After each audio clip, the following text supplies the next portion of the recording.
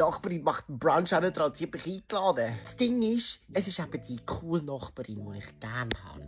Aber, nächstes Mal hat sie so einen Brunch gemacht und das ist maximal cringe gewesen, da konnte ich nicht gehen. Aber es ist ein Abschlussbrunch, weil die Nachbarin nebendran, die Mint, das ist das Münzenblatt von Thailand, die geht jetzt wieder zurück auf Thailand und jetzt macht sie einen Abschiedsbrunch. Und das sind eben die ich erzählt habe, die sind wirklich alle so lieb, so toll, ich habe sie wirklich gern. Aber mit der einen kannst du nicht in Konversation führen, weil wenn du ihr etwas erzählst, etwas Schlimmes, was in deinem Leben ist, sie so, oh, yeah, that's sad.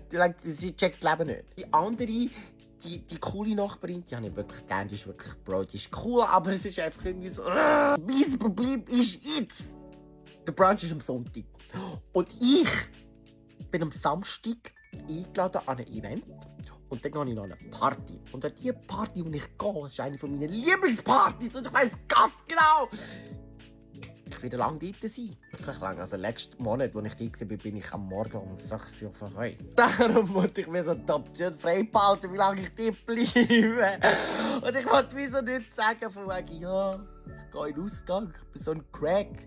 Ich komme erst morgen um 6 Uhr vielleicht heim. Und dann fühle ich mich wie so ein Absturz und ich bin es nicht, aber es ist irgendwie gleich. Aber ich bin auch einfach nur jung, ich bin halt Partynudel.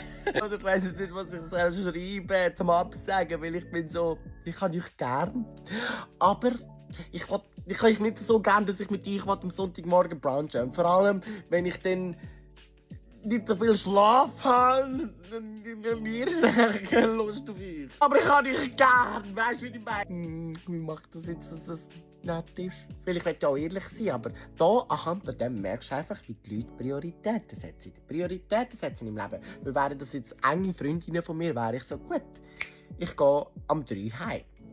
Und da sehe ich jetzt gerade, so siehst du gerade sofort, ob dir etwas bedeutet oder nicht. Weißt du, wie ich meine? Böse, also jetzt hure böse, please don't get me wrong, aber ihr wisst, was ich meine, oder? Das ist wie die Leute, die sagen, ich habe keine Zeit. Das ist eine faule Ausrede, du hast immer Zeit. Ich meine, ich könnte jetzt auch einfach sagen, oh nein, ich kann nicht kommen, ich habe keine Zeit. Stimmt. Wieso? Weil ich meine Prioritäten anders setze. Weil ich lieber Party machen, wenn mit ihnen frenchen. Weißt du, wie ich meine? Und das, so weisst du gerade nur an, dass du bist an einem Menschen. Also ich meine es nicht böse, ich kann sie wirklich gerne, aber das ist nicht meine Prio 1, oder?